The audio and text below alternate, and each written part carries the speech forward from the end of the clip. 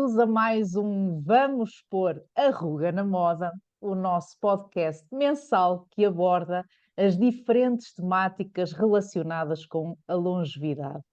E hoje tenho connosco, o meu querido José Carreira, alguém a quem eu posso chamar um ativista, José, se assim me permites, até porque eu também me considero uma ativista nestas questões da longevidade, mas para além de tudo, o José é alguém que se dedica ao terceiro setor desde 2001, penso eu, portanto já há mais de 20 anos. Desempenha muitos papéis e muitos cargos. Neste momento, é presidente das Obras Sociais de Viseu, é também o cofundador, do movimento ibero-americano Stop Idadismo, foi presidente da Associação Nacional de Alzheimer Portugal, é um empreendedor social, é um anti-idadista e é tão mais do que isto. José Carreira, muito obrigada por teres aceitado este convite e obrigada por estares aqui. Não sei se não disse tudo, há muita coisa que falta dizer, mas sentes-te bem apresentado? Não, muito bem apresentado e tudo o que é essencial foi dito e agradecer o convite para estar aqui hoje com a Joana e com quem depois nos vai também ouvir. E, no fundo, é isso que eu procuro ser, fazer um ativismo, que às vezes não é aquele ativismo também tão tradicional, de megafone, etc, etc, mas é um pouco isso, não é? Tentarmos chamar a atenção para uma série de desafios, que a palavra até julgo que é mais do que problemas, são desafios que vamos tendo aqui na nossa sociedade, seja aqui no sítio onde estou, em Viseu, na nossa comunidade, ou no distrito ou no país, e de alguma maneira percebemos que há sempre soluções desde que nós as queiramos procurar. E tentamos ser um bocado aquela ideia fatalista de sempre foi assim, que é o que nós ouvimos, sempre foi assim, o que é que queres fazer, o que é que queres fazer. E a ideia é um bocadinho esta, e passar um bocadinho por aqui, e no fundo irmos aqui conectando pessoas, chamando pessoas que partilham dos mesmos interesses, que obviamente com visões diferentes, mas que o objetivo é o mesmo, não é? Que é que possamos construir uma comunidade para todos, e neste caso concreto especificamente, independentemente da idade. E é isso que se procura fazer com os recursos e com os meios que temos ao nosso dispor, não é? Por isso, sinto-me Isso. muito bem apresentado, obrigado. Obrigada, José. Bem, tu licenciaste em História e Português. Como é Sim. que o caminho veio dar aqui ao terceiro setor e, em especial, à longevidade, não é? Como é que fizeste essa escolha, digamos assim? Não sei se foi algo natural. Sim, nunca foi uma escolha no sentido de agora quero fazer isto para o resto da minha vida. Há uma coisa que eu sei que gosto, no fundo, que é o contacto humano, contacto com pessoas. Gosto de falar, gosto de ouvir. Às vezes tenho alguma dificuldade, confesso, em ouvir, porque gosto tanto de falar que acabo por ocupar o meu espaço e dos outros, e isso é um defeito, mas enfim. Mas eu sempre gostei muito de tudo o que estava relacionado com a história, seja de história de Portugal, história do mundo e da língua portuguesa, de certo modo. E por isso, na altura, portanto, isto em 95, se não estou em erro, a minha opção foi juntar os dois mundos e fazer um curso de português-história, ou seja, no fundo, a minha formação de base é professor de língua portuguesa e professor de história, e fiz o meu estágio, portanto, profissional na altura, que nós tínhamos 4 anos mais um, e estive numa escola a dar aulas normalmente, e no ano seguinte vim trabalhar para uma IPSS, onde estou agora, para uma organização do terceiro setor, e no fundo eu prestava apoio pedagógico às crianças, comecei a trabalhar no ATL da instituição, depois fui tendo alguma responsabilidade de coordenação também dos diversos serviços que havia na área da educação, mas sentia limitações, ou seja, no sentido de perceber, também pelo contexto de bairro onde nós estamos, da própria comunidade, muitas das crianças que nos chegavam, das famílias, que era muito mais, ou, na minha cabeça, era muito mais do que passar conceitos ou ensinar conteúdos, porque essa nem era a nossa vocação, porque essa vocação estava na escola. Então, senti necessidade de ir buscar outras ferramentas, e foi aí que fiz depois o mestrado em Trabalho Social, e aí começa o meu primeiro contacto com as questões do envelhecimento, da longevidade e, porque foi assim, das questões relacionadas com o maltrato às pessoas mais velhas. Para terminar aquele mestrado, fiz um trabalho académico, uma coisa pequena, humilde, um trabalho como qualquer outro, nada do outro mundo, mas escolhi esse tema porque foi muito estranho para mim, pronto, porque eu vivo também numa aldeia e sempre estive no contexto de família, mesmo os meus pais estando imigrados, sempre houve aquela rede de família, e foi muito estranho para mim nesse trabalho, para mim foi uma descoberta grande, perceber que era mesmo, no fundo, uma revisão da literatura sobre os maus tratos às pessoas idosas, e perceber que o maior número de maus tratos em relação às pessoas mais velhas ocorria no seio das famílias.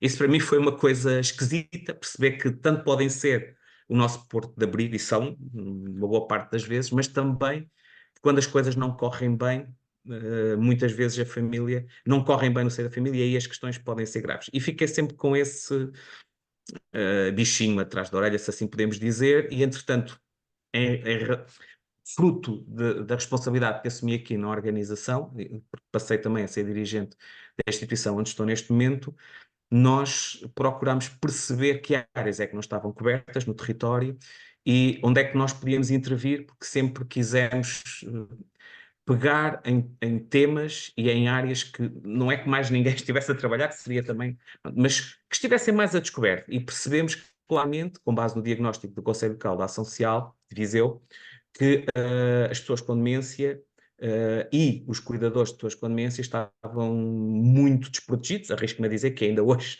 estão muito desprotegidos, mas portanto em 2008 ou em 2009 estavam muito desprotegidos. E foi aí também que fruto do acaso, foi mesmo assim, numa visita a Salamanca com os colegas, havia um colega que conhece o Vítor Domingues Ortiz, que é o responsável por toda a área de formação do Centro de Referência Estatal de Alzheimer de Salamanca, e ele disse, se não te importares, vamos ali visitar um colega, e ele estava lá, ainda não havia utentes, não havia nada, portanto ainda estavam a pintar o resto das paredes, a pôr tudo aquilo pronto, e fiquei com essa curiosidade de perceber o que era, o que não era, e vi que eles já tinham também um mestrado específico associado, numa parceria com a Universidade de Salamanca e com o Centro de Referência Estatal de Alzheimer de Salamanca.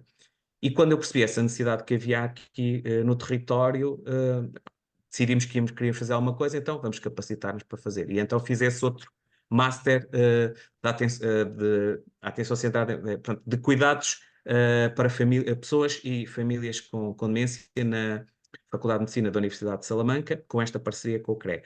E foi assim que eu cheguei a este mundo do terceiro setor e especificamente na área também cada vez mais das pessoas mais velhas e depois, mais recentemente, no movimento ibero-americano de combate ao idadismo e, mais recentemente, na associação Stop Idadismo. Portanto, nunca houve um plano no sentido de vou Certo. fazer Foi isto algo para... muito natural, não é? O que foi acontecendo. Sim, Deixaste o universo, deixaste as coisas sim, acontecer, não é? E foi fluindo. Sabes que eu sou muito apaixonada pelo CREA Alzheimer, também já tive a oportunidade de visitar, já tive a oportunidade de enviar uma das minhas equipas lá. E sabes que, e entrando agora então um pouquinho nesta área da demência, da pessoa com demência, porque aqui nós não falamos apenas em longevidade, e tu sabes bem melhor do que eu que há pessoas cada vez mais novas a desenvolver síndrome demencial, portanto, por um sem número de doenças que a despoletam, mas a verdade é que, e eu sinto muito isto, Zé, e eu gostava que me desses também a tua opinião, que é o seguinte: nós associamos muito o envelhecimento a uma carrada de doenças. E nós temos que perceber que o envelhecimento está perfeitamente dividido. Há um envelhecimento normal, natural, primário, que é a senescência, onde não é normal ocorrer a patologia, o diagnóstico, a doença, mas temos um envelhecimento que é o envelhecimento patológico, portanto, onde ocorre doença que não é normal nem natural no processo de envelhecimento.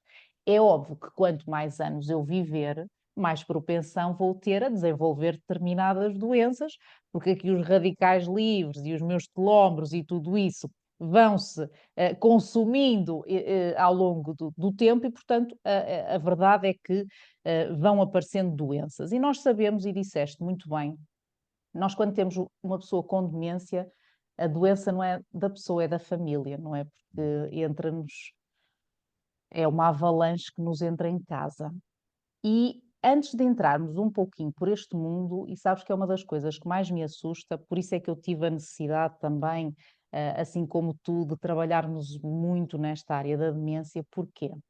Porque nós em Portugal descobrimos, temos um diagnóstico de demência, não é? E agora? E agora? Porque o e agora não pode ser uma resposta do neurologista que vou lá uma vez por ano, ou de meio ano, para me retificar a medicação.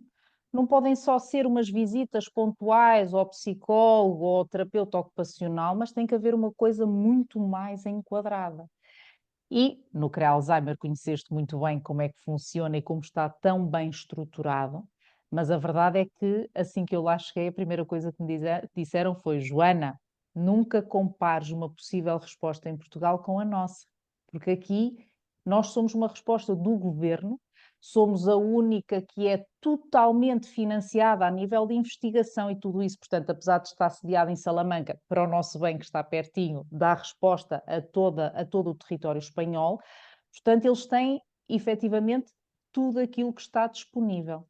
Mas a verdade é que nós cá em Portugal não temos nem tudo, e eu não queria ser assim muito injusta, mas não temos quase nada daquilo que é uma resposta necessária para a população portuguesa com demência. O que é que tu sentes em relação a isto? Pois, gostava de dizer que não concordo com o que estás a dizer, mas sou obrigado a concordar com o que estás a dizer, e é evidente que o CRE de Salamanca, pronto, por isso mesmo é que é um centro de referência, não é? Um dos 5 que foram criados com a lei da dependência em Espanha, mas há uma visão, e eu acho que esse centro também só surgiu porque houve uma visão, alguém teve uma visão no sentido de entender a prioridade, a urgência, a premência e criar, não é? É lógico que os recursos em Portugal são ainda mais escassos do que os recursos em Espanha, sabemos isso, pronto, também se calhar não nos podemos comparar, como estavas a dizer, e bem, mas eu julgo que é essencialmente uma questão de prioridades, ou seja, nós sabemos que a demência, julgo que é desde 2008 ou 12, não sei bem agora precisar, mas que a Organização Mundial de Saúde já o considerou uma prioridade de saúde pública, não é? E, inclusivamente, Portugal ratificou uma série de acordos, etc., etc., desde logo um acordo global para considerar exatamente a demência uma prioridade de saúde pública e eu arrisco-me a dizer também uma prioridade social. Uh, e desde então para cá já aconteceram algumas coisas e isso é positivo, portanto há um estatuto de cuidador informal que obviamente não é só de cuidadores informais para pessoas com demência, mas inclui muitas dos cuidadores de pessoas com demência. Há uma estratégia na área da saúde para as demências, mas a grande questão e a questão que se coloca é, ok, há uma estratégia, é ótimo, ainda bem que há, eu lembro perfeitamente de quando ela foi criada, porque à data e também o seu dono era secretário de Estado, o atual CEO da Saúde, o Dr. Fernando Araújo, e era ministro o Dr. Adalberto Campos Fernandes, e nós fomos chamados, Alzheimer Portugal à data, Sim, em sim. algumas reuniões, e portanto foi um avanço interessante, não é? O problema é que daí para cá, do ponto de vista daquilo que é prático e do ponto de vista daquilo que chega à comunidade, daquilo que chega às famílias e que chega à pessoa com demência, ao cuidador da pessoa com demência, é quase inexistente. Ou seja, do ponto da legislação à ação, passaram estes anos todos e, na verdade, pouco ou nada se viu. Inclusivamente estava na própria legislação. Eu não quero amassar as pessoas com a legislação, mas estava que um ano depois deveria haver planos regionais para a demência. Hum, Penso que estarão construídos, ou eventualmente estarão, mas não os conheço, portanto não sei como é que eles se vão agilizar. Por outro lado, faz-me alguma confusão também que, por exemplo, os planos estratégicos estão na saúde e depois, por exemplo, o Estatuto do Cuidador Informal está na área da segurança social e por isso, e gostava de dar também esta nota, é que nós, enquanto Alzheimer Portugal, enquanto eu estive, não sei qual será o posicionamento neste momento, mas acredito que não seja muito diferente, sempre defendemos mais do que a criação de uma estratégia, a criação de um plano nacional para as demências. E há de facto uma diferença, não é? Porque a estratégia, se é da saúde, logicamente tem um enfoque na saúde, que é fundamental, porque estamos a falar, claro, de uma questão de saúde, mas como a Joana disse logo no início, estamos a falar de uma doença da família, não é? Porque envolve toda a família. Não há como escapar disto. E no mínimo, se há uma pessoa cuidada, tem que haver um cuidador, normalmente uma cuidadora, porque também o cuidado ainda está muito, muito no feminino. Portanto, nós sempre defendemos isso, e eu continuo a defender isso, que é a urgência de haver um plano nacional para as demências que pelo menos identifique as prioridades, que dê linhas estratégicas e linhas de ação para que quem já está no terreno e as organizações que trabalham nesta área específica e concreta percebam o que fazer, como fazer e estejamos todos alinhados na mesma estratégia, porque há também uma questão de comunicação que eu acho que não passa, que tem que ver com não é possível curar, e nós sabemos isso, não é? E muitas vezes, quando as pessoas têm o diagnóstico, é evidente que os médicos não lhe vão dizer outra coisa que não seja isso, porque efetivamente não é possível curar. Já saíram não sei quantos medicamentos, já promessas, pílulas azuis também, já vem na capa da revista Time várias vezes. Nós sentimos quando há esse tipo de divulgação, as pessoas começam a ligar e a perguntar, mas qual é o medicamento, onde é que eu posso comprar? Às vezes só está na fase 1 ou 2, que eu nem percebo nada disso, mas da investigação, Da mas investigação, passa-se, sim. as pessoas ficam com esperança, não é? Mas não há. E a grande questão é que é preciso dizer às pessoas que, de facto, não é possível curar, mas é possível cuidar.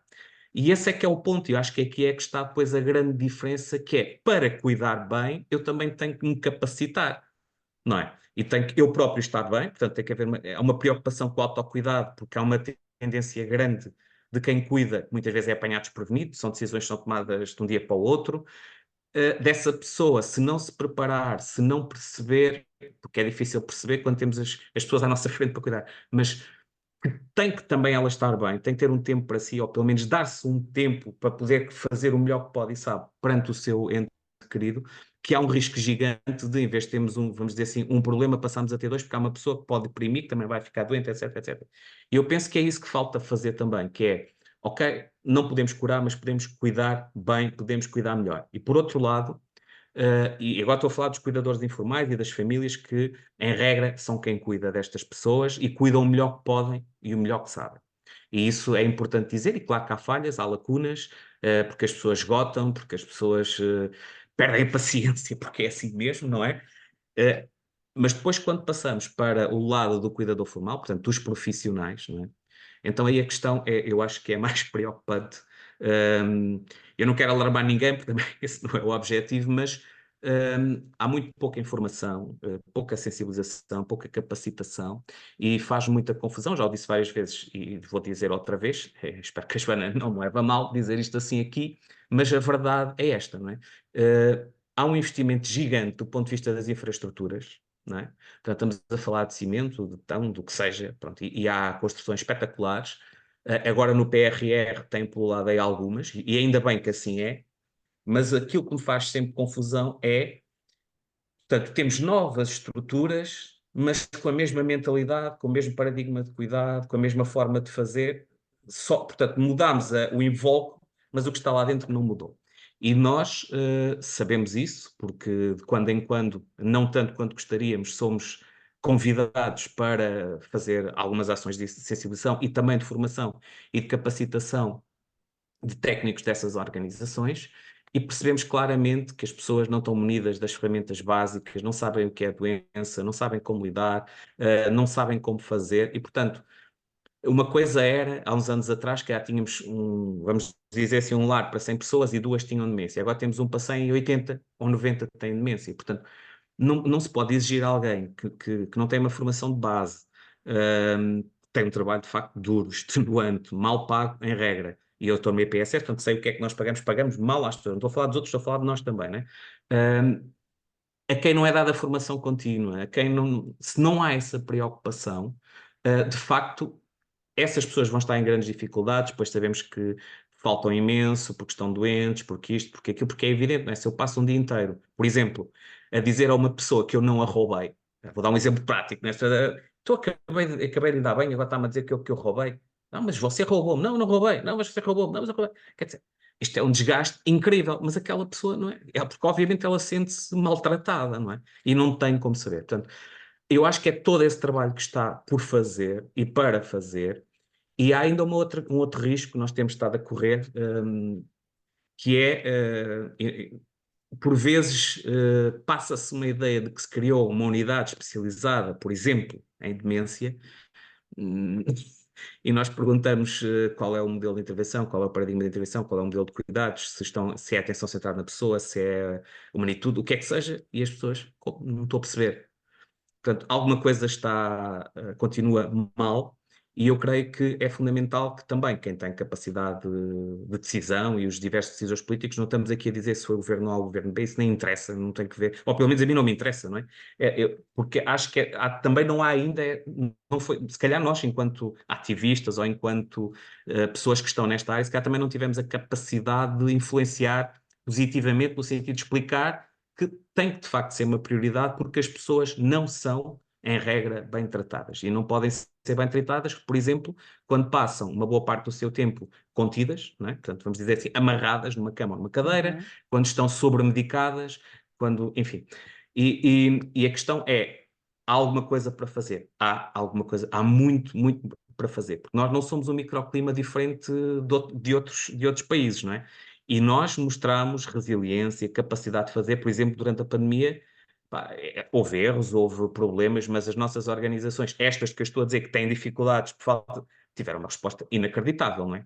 Do ponto de vista positivo, porque aqui ao lado dos nossos amigos espanhóis e vizinhos espanhóis, por quem eu acompanho e que tenho estima, que eu acho que são um exemplo em muitos aspectos, estamos a ver agora que, ainda saiu esta semana uma notícia de que 8.000 das pessoas que morreram nos lares teriam sido perfeitamente evitadas, porque está provado pelo inquérito que foi feito, etc, etc, se não houvesse uma medida altamente idadista que foi, se tens X idade e estás institucionalizado, não deves ser levado ao hospital. Portanto, foi uma medida administrativa que levou a que isto acontecesse. E nós tivemos essa capacidade. Portanto, se tivermos essa capacidade de estar um mês a trabalhar, como muita gente esteve, sair a casa, quer dizer, sem ver os filhos, para não pôr nem os seus filhos em risco, nem as pessoas com quem está a trabalhar. Eu acredito que nós também vamos ter a capacidade de nos preparar para cuidar, para nos capacitarmos para cuidarmos melhor destas pessoas, porque é possível cuidar bem destas pessoas, e a Joana deu uma mensagem importante também, que é, e tentamos sempre dizer isto, não é? Envelhecer não é sinónimo de ter demência, porque as pessoas ficam muito assustadas.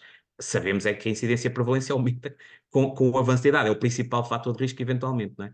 Mas portanto, não temos que estar com essa amargura, temos que estar preocupados, sim, com um estilo de vida saudável, o mais saudável possível, porque também sabemos, e essa também é uma mensagem que eu gostava de deixar, sabemos que podemos prevenir até 40, 45% dos casos de demência se tivermos um estilo de vida saudável, ou seja, consumo moderado, os normais, né? Consumo moderado Os de álcool, não clichês. fumar, enfim. E um que eu gostava de referir, que às vezes não sei se é ignorado, mas que é pouco valorizado, tem que ver com a questão da interação social e da participação social, ou seja, não nos isolarmos, que há uma tendência gigante.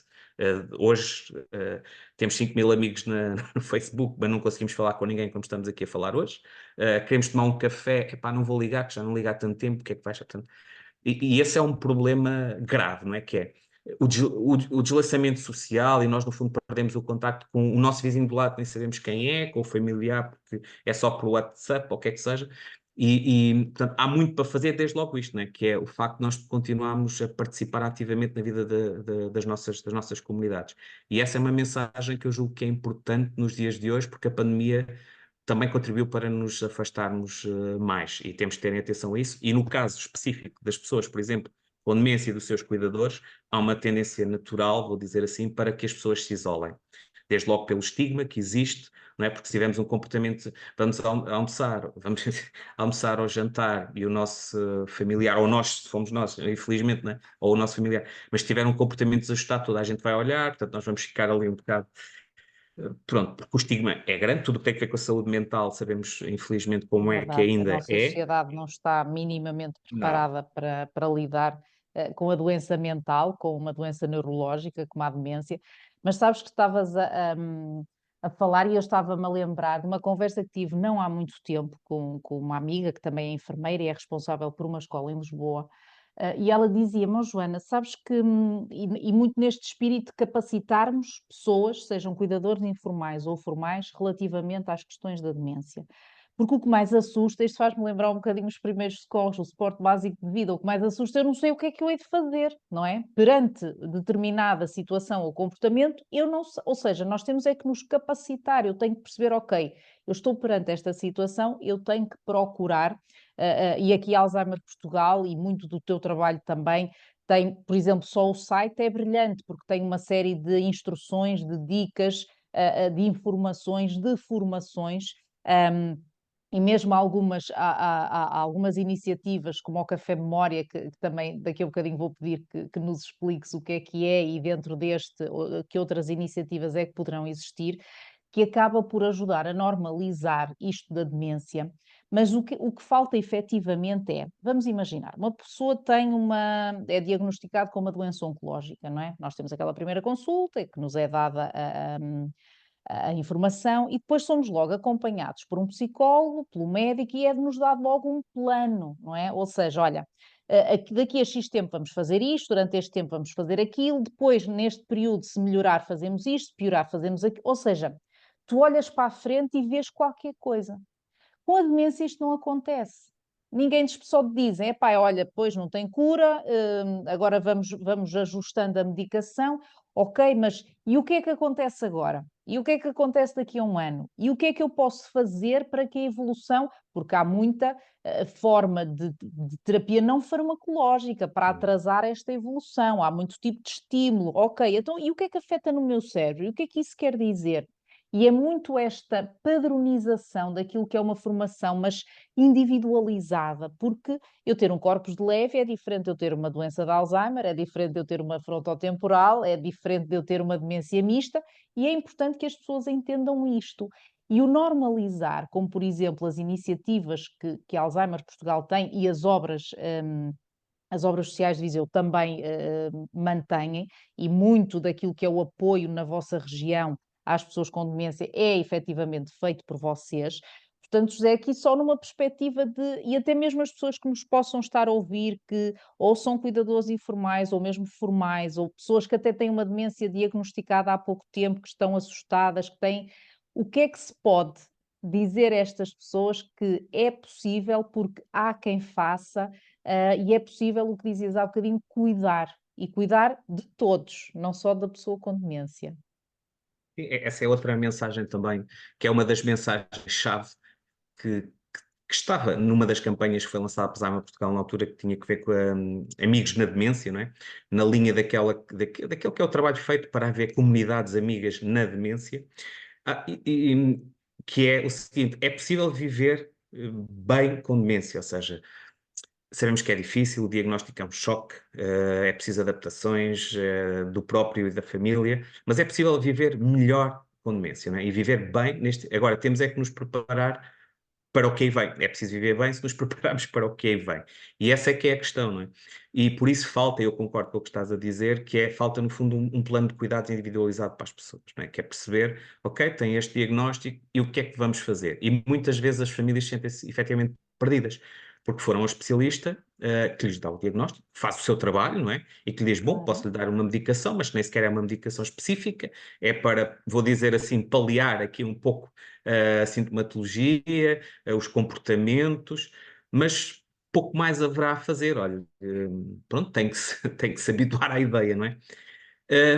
E tem sido muito assim, mas na verdade sinto também, e nós sentimos aqui também no nosso trabalho, que cada vez mais também há pessoas da área da saúde, médicos, enfermeiros, neuropsicólogos, vamos dizer assim, que têm uma outra abertura e que sugerem, porque obviamente também não podem fazer mais do que isso, não é? Mas que sugerem, olha, vamos tentar aqui acertar a medicação, adequar, nós fazemos isto, portanto, este é o nosso trabalho, o hospital faz isto, ou a clínica faz isto, não vamos além disto, mas há outras soluções, ou seja, pode haver soluções no âmbito das terapias não farmacológicas, que podem ajudar no fundo, sim, a retrasar não é retrasar, agora também está-me a faltar a palavra. É atrasar, Um, é mesmo atrasar. atrasar um pouco aqui a progressão, é isso. A progressão da doença, porque é uma doença degenerativa, portanto, vai acontecer, não é? Pode ser mais rápido ou mais lento e vivemos melhor ou pior com ela. E cada vez mais vamos sentindo isso, porque nós também sentíamos isto, que era, mesmo quando as famílias vêm ao serviço, aos nossos serviços, há uma desconfiança grande. Uh, e há uma desconfiança grande porque se lhes é dito que não há cura, não é? Que não há um medicamento, então, mas dizem-me que há aqui mais alguma coisa para fazer, mas vai funcionar, não vai funcionar, mas isto afinal de contas é só, vamos dizer assim, é um negócio. E é preciso também conquistar as pessoas desse ponto de vista, não é? Que as pessoas também têm que confiar em nós, confiar no nosso trabalho, e nós sentimos isso, que no início, por exemplo, as pessoas ficam, ainda que não fiquem na consulta, mas ficam por ali, a tentar perceber, e depois deixam o seu familiar, vão à sua vida, e é feito o trabalho que tem que ser feito. Obviamente podem estar, nós, por exemplo, dinamizamos o Café Memória de Cajuana, isto para dizer o que é que também há, que pode ser Certo. feito, não é? Nós dinamizamos o Café Memória, funciona uma vez por mês, existem 19 ou 20 no país, existe também na Madeira. É uma vez por mês, que é uma porta aberta, ou seja, das 10 ao meio-dia, no nosso caso em Viseu é no quarto sábado de cada mês, reunimos um grupo de pessoas, portanto, quem quiser pode aparecer, sejam pessoas com demência ou não, com diagnóstico, sem diagnóstico, curiosos, profissionais. É um café memória. Portanto, o café está aberto para quem quiser entrar e tomar um café, porque há mesmo um café, há um chá, e no fundo é um espaço controlado em que se pretende que as pessoas se sintam à vontade, que não sejam estigmatizadas, que não sejam olhadas de lado e que entendam que há pessoas ali que percebem o que é que podem estar a passar, que lhes podem dar uma dica, um conselho, que criam ali também uma rede de contactos, seja com a nossa equipa, que é uma equipa toda de voluntários devidamente formada, e especificamente formada para aquele projeto, desde receber as pessoas à porta, até acompanhar as pessoas à mesa, o trabalho que é feito na mesa, o percebemos que não é uma coisa óbvia para quem vem, mas percebemos quem é que é a pessoa que já tem o diagnóstico, quem não tem,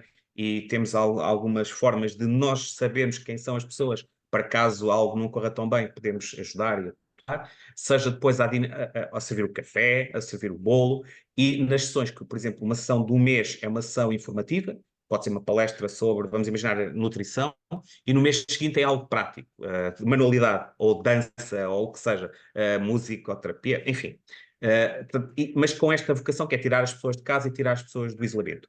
E temos também outras respostas, por exemplo, que não são tão específicas, não são tão direcionadas para a pessoa, como a estimulação cognitiva, como a estimulação multissensorial, a terapia da fala, etc, etc, etc. Temos também um grupo de ajuda mútua, nós chamamos um grupo de suporte, mas pronto, se calhar para que as pessoas entendam e perceberem de que é que se trata, o melhor exemplo que toda a gente vê nos filmes, ou vê nos filmes, são aqueles grupos dos alcoólicos anónimos, não é? Não é a mesma coisa, mas a lógica é esta, ou seja, é dinamizado, é monitorizado por nós, é coordenado pelas neuropsicólogas que trabalham connosco, mas o grande objetivo é que as pessoas tenham um momento de encontro, de partilha, e por vezes há sessões em que as pessoas se calhar passam sessões a rir-se, há outra sessão em que se calhar passam a chorar, há outras em que passam a partilhar coisas que já experimentaram com o seu familiar, e outros podem também experimentar, pá, isto funcionou, vê tu também se isto funciona, se não funciona, e é um momento em que as pessoas estão ali para elas, e nós também evoluímos no sentido em que, tipicamente, estes grupos de ajuda mútua são para cuidadores, e nós sentimos a necessidade de criar dois, ou seja, um para cuidadores e outro para a pessoa cuidada, porque não tinham, essa é outra questão, não é? Eu gostaria muito de ir, mas não posso deixar o meu familiar sozinho em casa. Então, criámos essa Claro, até possibilidade para a a um grupo. formação. Pronto, que essa é outra questão. É muito giro, muito interessante. Você tem que se capacitar, pois, mas quem é que fica com o meu familiar? Quem é que o ajuda? Quem é que. Pronto. Mas nós criámos essa possibilidade e, de facto, portanto, temos de ter duas equipas, no fundo, Uhum. mas percebemos que efetivamente funciona. Há ganhos para as pessoas, seja para o cuidador, seja para a pessoa com demência, tal como, por exemplo, esse projeto não é nosso, nós somos parceiros do projeto, mas não é nosso, que é o projeto Eu no Museu, que é no Museu Nacional de Grão Vasco, que existe também em Coimbra, no Museu Machado de Castro, em que também são feitas visitas guiadas, vamos dizer assim, ao museu, e são visitas também partilhadas, ou seja, há um grupo das pessoas com demência e um grupo também dos cuidadores de pessoas com demência. E nós sabemos, porque isso é a evidência também que o diz, os estudos científicos dizem, não sou eu que estou a dizer, mas percebemos também, por isso que eu estava a dizer, que pela confiança que as pessoas vão ganhando em nós, que as terapias não farmacológicas, desde que, eu também gostava de sublinhar isto, não é? Desde que bem aplicadas no sentido de se tu queres ter uma vinha, não é? Tens de saber da poda, tens de saber do lagar, portanto, que as pessoas saibam o que estão e o que andam a fazer, porque também gostava de dizer isto, que infelizmente, ultimamente tem surgido uma série de coisas, pá, muito duvidosas, e eu percebo que as pessoas, quando estão perdidas na dificuldade e o que é que eu quero, o que é que eu posso fazer, agarram-se no fundo ao que podem, mas eu acho que devem fazer também esse questionamento, perceberem o que é que vai ser feito, colocarem as questões que têm que fazer, colocar aquilo que eu estava a dizer desta desconfiança que nós sentimos que tem em relação a nós, é legítima, deve continuar a ser assim, e perceber efetivamente, vou dizer assim, Se os seus familiares estão a passar um tempo, e pode ser, se é uma atividade lúdica, se é animação sociocultural, é importantíssimo. Não estou a dizer que isso não é importante, mas isso é uma coisa. Outra coisa é uma terapia específica, seja ela qual for, tem regras, tem pressupostos e é preciso ser aplicada por quem sabe aplicar. Dou um exemplo. Nós temos uma pequena sala, chamam sala de Snoozeland, que é o mais conhecido, mas é uma sala multissensorial. E, logicamente, nós temos essa sala, mas as pessoas que trabalham nela foram-se capacitar para poder trabalhar nela. Não é? E quando eu ouço dizer às vezes, não, isso a animadora vai fazer, sem nenhum desprestígio da animadora, pode ser a animadora desde que tenha feito a formação e perceba do que é que está a fazer. Porque sabemos que até pode ser contraproducente. Aliás, há algumas pessoas que nem devem entrar na sala, no sentido de aquilo não vai ser benéfico. Não é? Portanto, eu percebo que há estas dúvidas das famílias que são legítimas, portanto, devem escolher bem as respostas que vão ter, que são escassas no nosso país. Voltando aqui ao tópico, são escassas, estão muito aquém daquilo que seria necessário, mas existem, e eu acho que quando temos essa dúvida, devemos contactar as organizações de referência no território, sejam elas quais forem, mas há organizações já várias nos diversos territórios que fazem um trabalho bom. É escasso para aquilo que é necessidade, mas há. E digo isso muitas vezes também, que é perceber quem são as pessoas que lá trabalham, qual é a metodologia que aplicam, e depois perceberem efetivamente se tem ou não tem efeitos que é o objetivo, que é melhorar a qualidade de vida da pessoa com demência, ou, porque esse trabalho também é feito, por exemplo, do ponto de vista da psicoterapia, vamos imaginar, ou destes grupos que aqui... dizer isto, o Café Memória não tem finalidade terapêutica, o grupo de ajuda mútua não tem finalidade, não é isso que se pretende, portanto, que às vezes as pessoas confundem tudo, porque pensam, vou ali,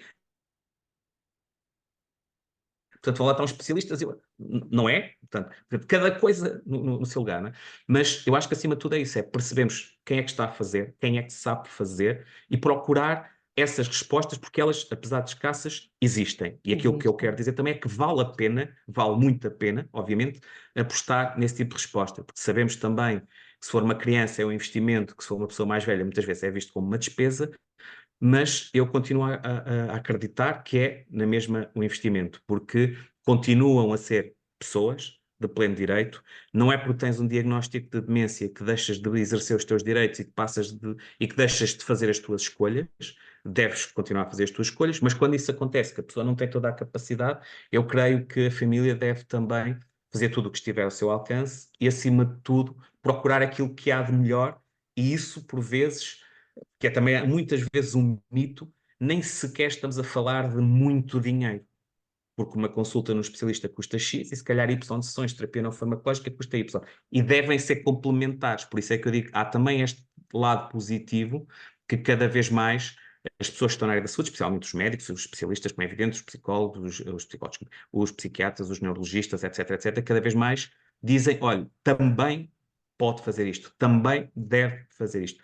Portanto, há todo um caminho para percorrer, difícil, não nos enganemos, difícil, complicado para o próprio e para os seus familiares, mas acima de tudo que as pessoas não se sintam sós e não se deixem ficar sós, porque há muito, muito, muito para fazer. E como diz a Joana, esta questão, por isso é que o plano, embora a estratégia também defenda isso, a estratégia da saúde, mas um plano que envolva a área da saúde, a área da segurança social, o terceiro setor, as famílias e as pessoas com demência é absolutamente fundamental para que possa ser desenhado um plano de cuidados personalizado e que preveja exatamente o que é que vamos fazer, o que é que podemos fazer, que a pessoa possa testar, para também não cairmos, não é? Eu acho que é um erro, portanto, tal qual, em que depois não há nada e depois quando descobrimos a pessoa passa a fazer tudo. Portanto, agora às 9 tens isto, às 10 tens aquilo, às 11... É verdade, Pronto, agora descobrimos aqui o exatamente, maná exatamente, e claro não que deve, sim, acho que também não há necessidade. Volta ao ponto que é aquilo que façamos que vale a pena, que se teste e que se ajuste àquela que é a necessidade específica daquela pessoa. Porque, e este também é um tópico curioso que eu tomei aqui a nota para não me esquecer, relativamente à questão de demência, não é? Porque também há mitos, não é? E muitas vezes há desinformação, nós também sabemos que há problemas de falta de literacia na área da saúde, enfim, bom. Mas por vezes as pessoas ficam descansadas porque o diagnóstico não é de Alzheimer. Pá, fiquei descansado porque não tem Alzheimer, só tem uma demência. Pois, mas olha que há demências específicas que se calhar são muito mais duras e mais violentas do que até, inclusivamente, a doença de Alzheimer. Portanto, as pessoas têm que procurar boa informação e ela existe, não é? E, acima de tudo, que esse é o conselho que damos sempre. Primeira questão, se houver qualquer dúvida, médico de família, não é? Porque nós fazemos um trabalho, mas primeiro está aos Claro, profissionais de saúde. Isso aí, claro. ponto final para... Porque eu também não quero passar a ideia de... Portanto, médico de Até porque família, é necessário perceber com o que é que estamos a lidar, porque é muito diferente. exatamente. Isto, a demência é a síndrome. Há muitas doenças que despletam a demência. Portanto, é preciso eu saber exatamente como dizias e bem, porque algumas afetam a memória, outras afetam a personalidade, outras afetam a tomada de decisão. Portanto, é necessário eu perceber com o que é que estou a lidar. Ó Zé, mas isto nós vivemos num país tão, e eu não diria um país, diria uma sociedade mundial que, com ou sem demência, a verdade é que isto de ser velho não tem piada nenhuma, não é? Até porque, e há uns anos atrás, eu acho que foi a primeira vez, já foi há muitos anos, que eu ouvi um colega dizer que a nossa sociedade é gerontofóbica, ou seja, nós parece que temos fobia às pessoas mais velhas, e os mais velhos são sempre os outros, nunca somos nós, nem nós estamos aqui quase meia hora ou 40 minutos mais velhos do que aquilo que estávamos no início da nossa conversa. Ou seja, o nosso país é altamente idadista, não é? Embora nós não vejamos, não vemos assim, mas sim, eu próprio sou idadista, não é? Às vezes dizemos Todos que nós nós. somos idadistas em desconstrução, isso já é um bom princípio, né? No sentido em que pelo menos estamos alertas, temos um filtro e percebemos o que é que podemos, não podemos, o que é que devemos ou não devemos dizer ao outro, ou pensar em relação a nós próprios, não é? Porque sim, mundialmente, e por isso ainda bem que houve o relatório da Organização Mundial de Saúde sobre o idadismo, né, que trouxe dados concretos, específicos, que resultam da investigação, e percebemos a dimensão da questão, porque efetivamente uma em cada duas pessoas é idadista em relação às pessoas mais velhas. Por outro lado, percebemos também que podemos ser vítimas de idadismo em vários momentos das nossas vidas, porque também podes ser Ah, vítima de idadismo porque és por demasiadamente ser jovem para isto criança, ou para aquilo, exatamente, não é? exatamente, Porque és muito exatamente. novo para dar opinião, enfim, para este trabalho não serves, não tens maturidade, não tens ainda idade, se calhar até podes ter maturidade para o posto, mas não tens idade. Portanto, mas o nosso foco tem estado em relação às pessoas mais velhas, porque entendemos que a dureza do idadismo em relação a essas pessoas é muito mais grave, e por outro lado os jovens vão perder essa condição, lá está, envelhecendo, né, com o passar dos anos, felizmente. Mas também não deixa de ser preocupante a forma como muitos deles são, muitas vezes também discriminados e estereotipados, vamos dizer assim, apenas e só com o preconceito em função da idade. Portugal, sim, que é um país dos mais envelhecidos do mundo, né, pela questão que vivemos mais anos e temos menos bebés, uh, e dos que envelhecem mais rapidamente no contexto europeu. E nós, de facto, devíamos estar a celebrar a nossa maior esperança média de vida, mas Vida. não estamos a fazer, não é?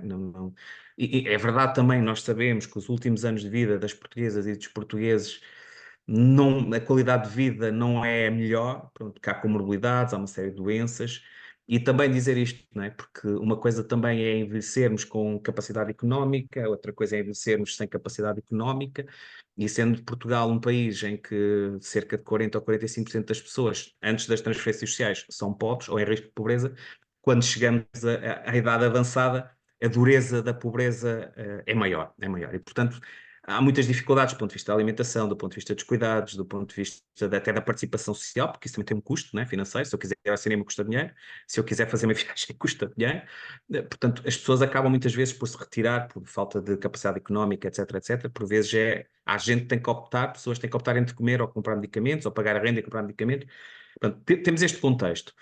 Uh, mas independentemente disso, ou seja, destas pessoas que têm este contexto desfavorável, mesmo para quem tem um contexto favorável, economicamente, vamos dizer assim, ou socialmente, há de facto, como disse a Joana aí bem, porque é uma certa velhofobia ou gerontofobia, que é um medo patológico até do meu envelhecimento. Eu tenho um pavor a envelhecer.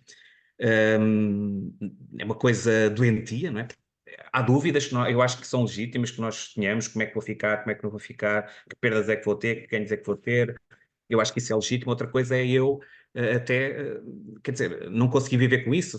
É uma fobia de tal forma, não é, que eu ando obcecado com isso. Portanto, eu faço tudo o que estiver ao meu alcance. E às vezes já nem é só para não parecer velha, para não me sentir mais velho, não é?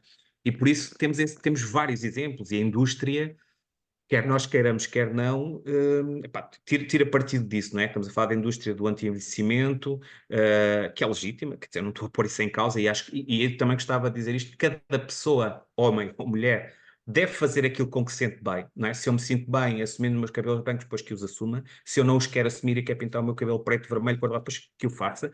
Se eu quero fazer um procedimento estético, depois que eu faça. Se não quer fazer... Acho que isso não é um problema. Agora, a questão, acho que não é um problema, quer dizer, mais faltava nós não sermos livres de Exatamente, sermos quem nós queremos, exatamente. quer dizer, voltar agora atrás. Agora, a questão é quando isso se torna um problema para nós patológicos, quer dizer, é um medo tal de envelhecer, o que é, e quando afastamos o outro, que é o velho, porque como disse a Joana também, normalmente o velho é o outro. Eu costumo dar sempre este exemplo, porque é uma coisa que eu acho curiosa, já lhe disse isso várias vezes. A minha mãe tem 69 anos, vai fazer 70 em junho. E tem uma amiga que tem 73, 72, 73. E quando fala com ela ao telefone, assim, diz, acabei de falar com a velhota. Mas agora já sei, no início, mas com que velhota? Com a senhora. Então, mas ela tem 72. Pois, então não é velhota, mas tu vais ter 70. Porque é sempre o outro, né? Nós não É conseguimos ver-nos. verdade. E eu dou-me conta disso também, não é? E eu também, porque ainda há tempos. Por isso é que eu digo que todos nós somos idadistas em desconstrução. Eu incluo. Ainda há tempos passei por um colega que já não via há muito tempo, e depois ia com uma amiga minha e disse: Epá, o Carlos está mesmo velho. Mas tu já te viste, ó, espalha-te. Porque é sempre, não é? Ficamos com aquela coisa. Pronto, agora entrando aqui no tema um pouco mais sério, não é? Depois de tudo isto que eu estou a dizer, há uma questão preocupante, e foi isso que levou depois também ao surgimento do movimento ibero-americano anti-idadismo em plena pandemia e da criação da associação. É quando este preconceito, este estigma, portanto, esta minha forma de pensar, de sentir e de agir em relação ao meu envelhecimento e ao do outro, leva no limite ao afastamento das pessoas da comunidade e no limite dos limites a maus tratos, né? E foi aí que nós começamos o movimento, porque houve um estudo da Associação Portuguesa de Apoio à Vítima que se chama Portugal Mais Velho, está disponível para quem quiser consultar, pode fazer o download, tem uma série de recomendações. Eu acho que o estudo é muito interessante. E essa para mim foi a novidade, honestamente, que foi percebermos que na raiz dos maus tratos pode estar na origem a questão do idadismo. Ou seja, se eu discrimino, se eu vou estereotipar, se eu não vejo esta pessoa como uma pessoa, passo a ver como, a partir de uma determinada altura, como alguém improdutivo, incapaz de continuar a participar na sociedade, no limite, ou seja, coisificamos a pessoa, não é? Infantilizamos a pessoa, são tudo formas de maltrato, mas que está normalizado, ou seja, estas pessoas são invisibilizadas, portanto, nós deixamos de as ver e elas próprias, se calhar, se escondem pela forma como a sociedade olha para elas como inúteis, com uma carga extremamente negativa, como improdutivas, como um peso para a família e um peso para a sociedade, mesmo quando são elas que, por vezes, sustentam uma boa parte da família, não é? Porque, Exatamente, exatamente. porque isso Isso faz-me acontece. lembrar, José, a Miriam Goldenberg, que é também Uhum. uma ativista com quem tu trabalhas, e ela, num dos documentários, eu penso que é o da Envelhescência, diz exatamente isso, que é quando a sociedade diz à pessoa que está a envelhecer, seja um velho. Portanto, se tem esta idade, portanto, se faz favor de ser um velho. Não vamos agora andar aqui a inventar, não é? Que agora eu tenho direitos e tenho formas de ver a vida de outra maneira. Portanto, e é aí que nós sentimos, e antes de finalizarmos, eu até gostava muito de trazer aqui, porque eu acho que é tão importante, nós temos o professor Alexandre Calache, não é? Que para mim é um grande mentor, que tive o prazer de o conhecer pessoalmente há uns anos.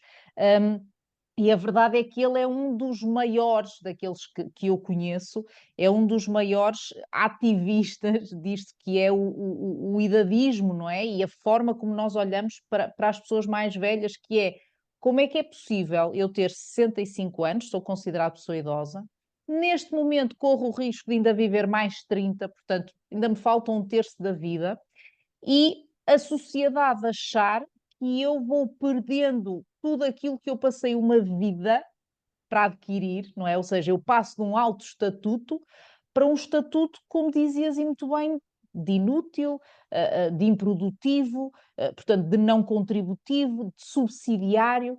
Como é que há esta passagem de um dia para o outro?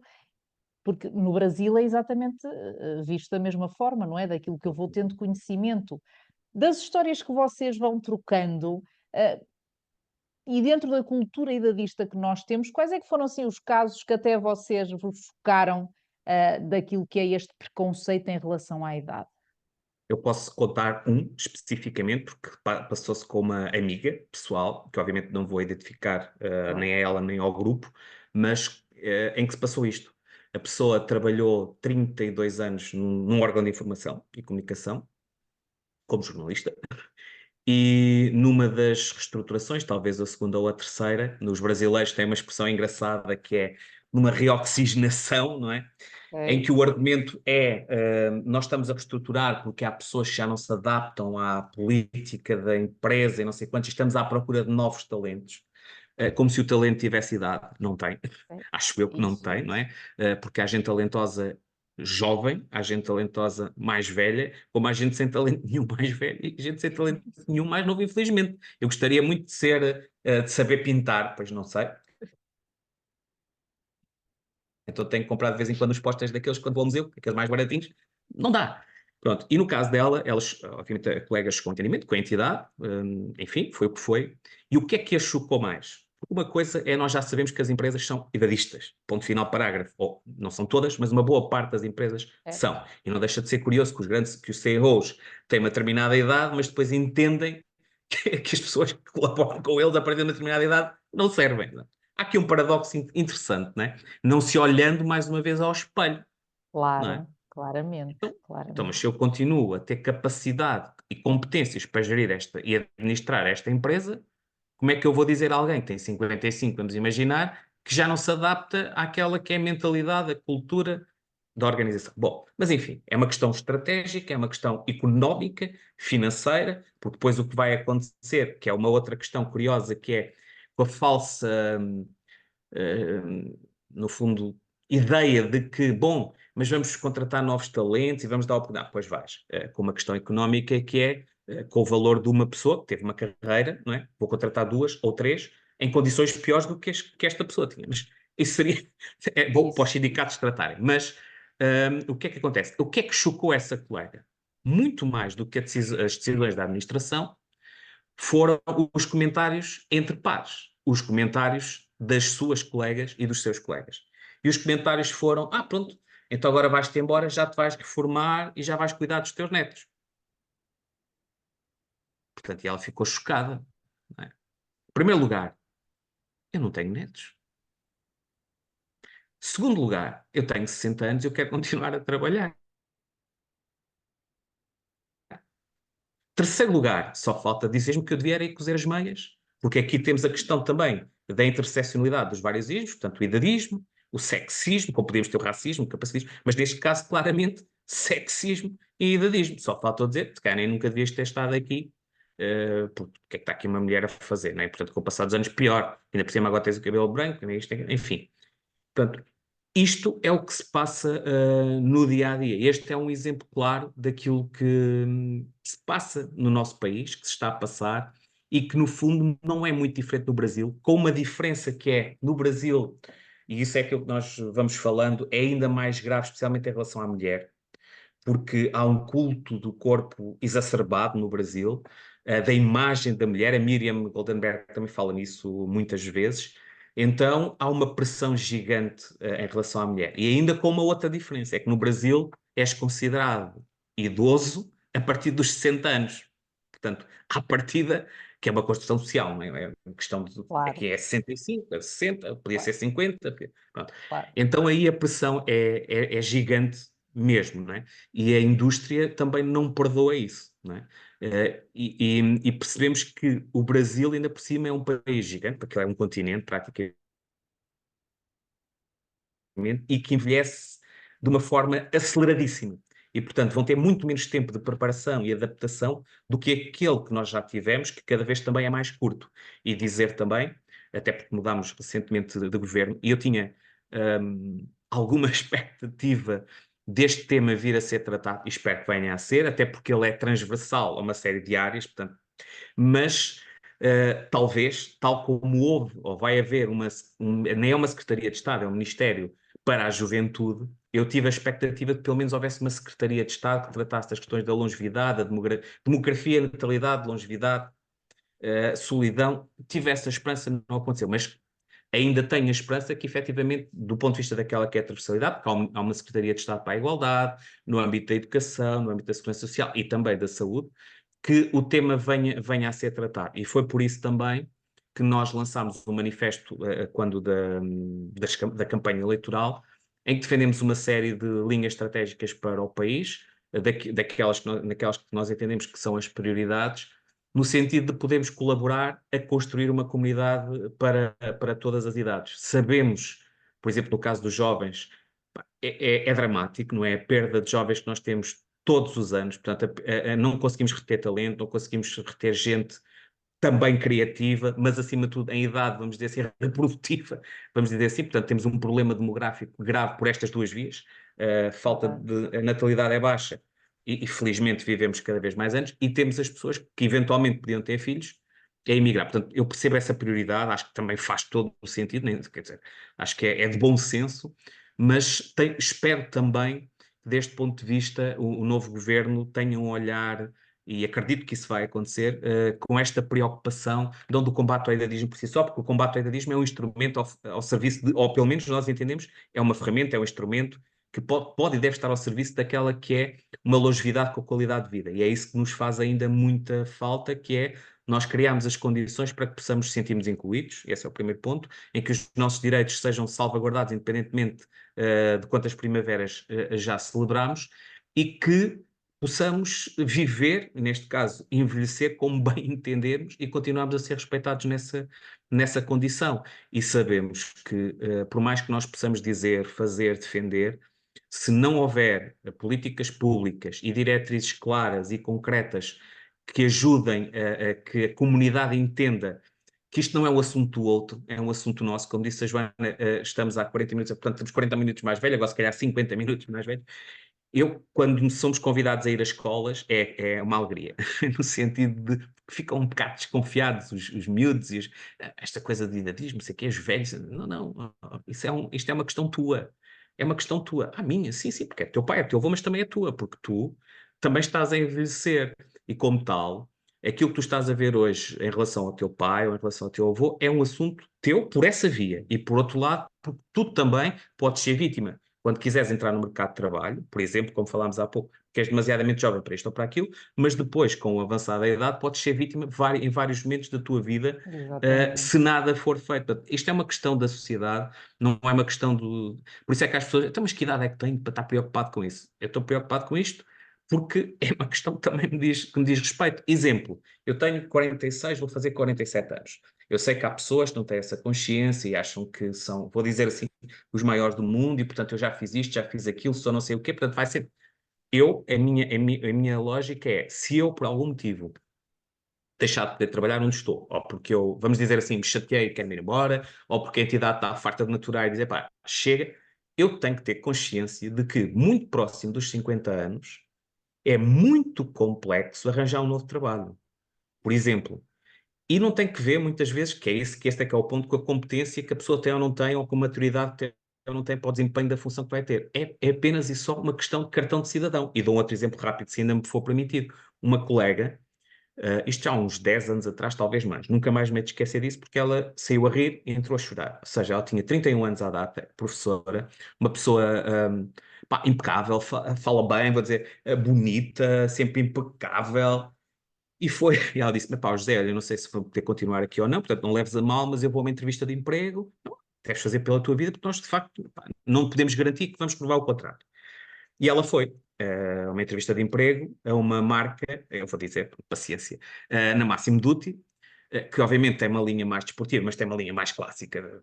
Uhum. E eu disse, pá, pronto, acho que fazes muito bem, que eu sinceramente até te vejo lá trabalhar, no sentido de que, bom, e quando ela vem, bateu à porta e perguntou se podia falar comigo. Então, claro, entra a Andreia, pode ser o nome. E ela vinha a chorar.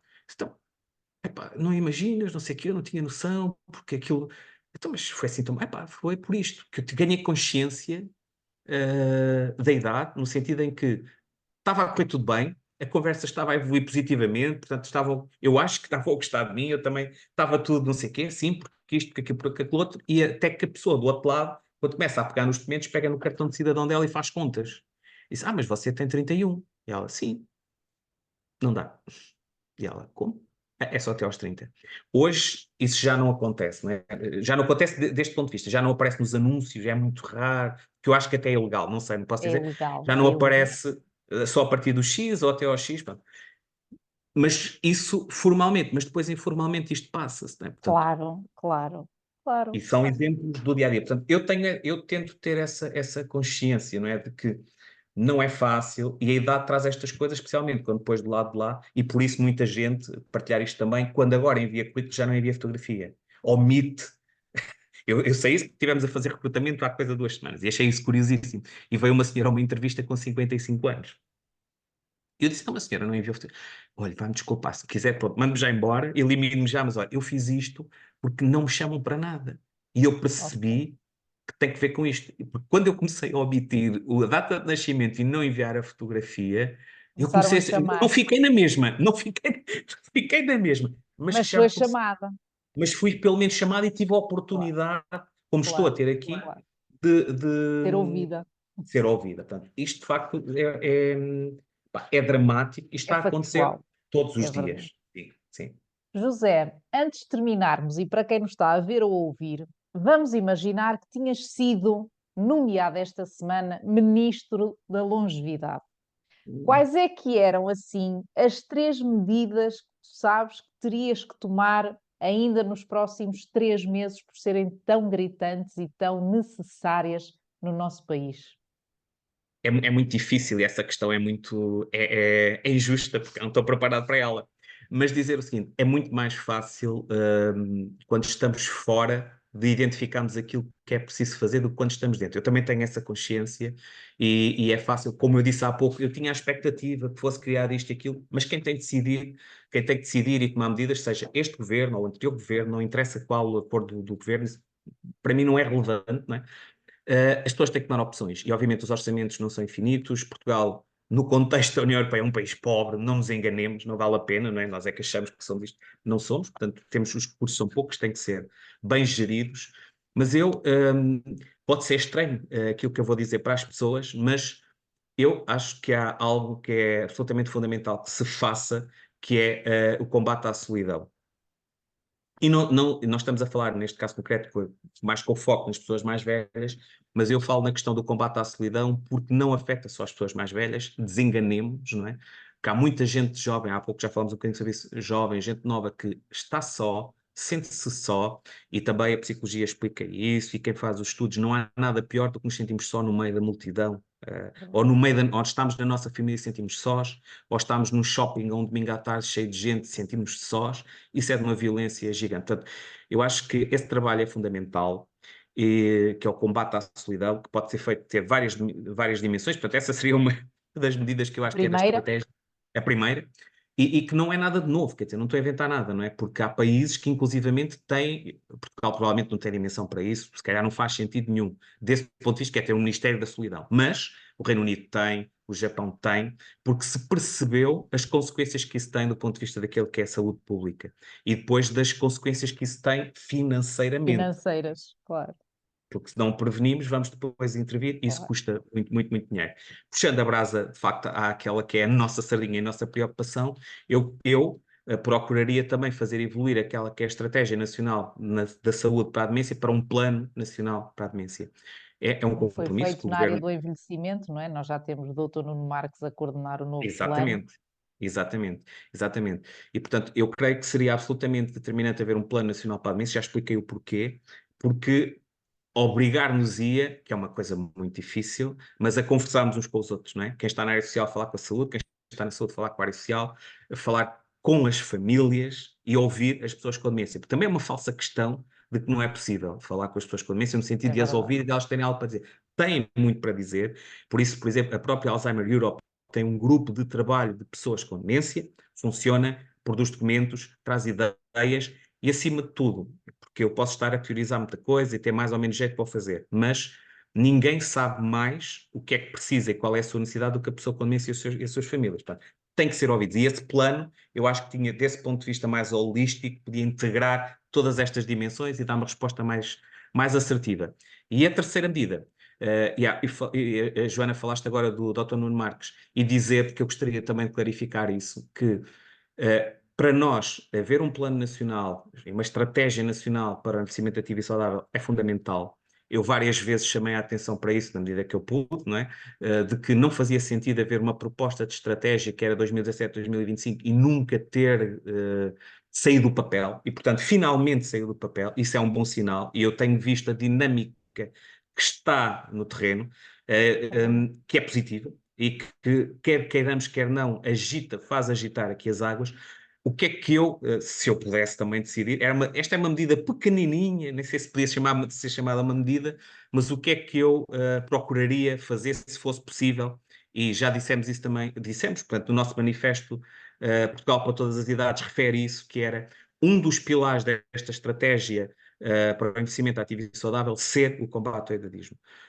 Porque entendemos que esse deve ser o ponto de partida para que todas as outras medidas e os outros pilares que estão bem definidos e que são absolutamente fundamentais, como é evidente na estratégia, eu julgo que ela está bem pensada, é uma mais-valia, é um documento fundamental e mais do que isso, já está na prática, já há formação, já estão a fazer coisas, não se limitaram a ter um documento, não é muito bonito, já estão com a mão na massa, estão a fazer coisas. Eu penso que haver esse upgrade, vamos dizer assim, não é?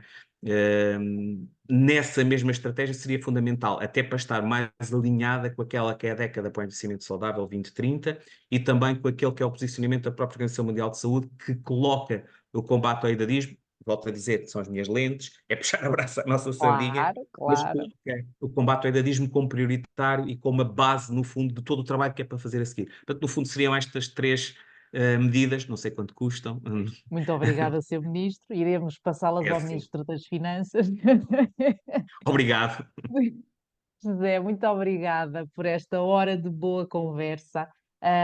Para todos aqueles que nos estão a ver ou ouvir, espero e sei que gostaram muito de conhecer, se ainda não conheciam o nosso José Carreira, aqui um grande defensor daquilo que é a longevidade e daqueles pilares do idadismo, da demência, portanto, que ele diz mais pequenininhos, mas que realmente são tão importantes e que fazem tanta falta a quem deles sofre, porque quem nunca sofreu, não é? Não pensa, não conhece, portanto, com as dores dos outros podemos nós bem, não é assim que se costuma dizer. Bom, encontramos então novamente no próximo mês com um próximo convidado ou convidada. Espero que gostem, partilhem muito e contactem o professor José Carreira para aquilo que necessitarem. Muito obrigada por nos terem acompanhado.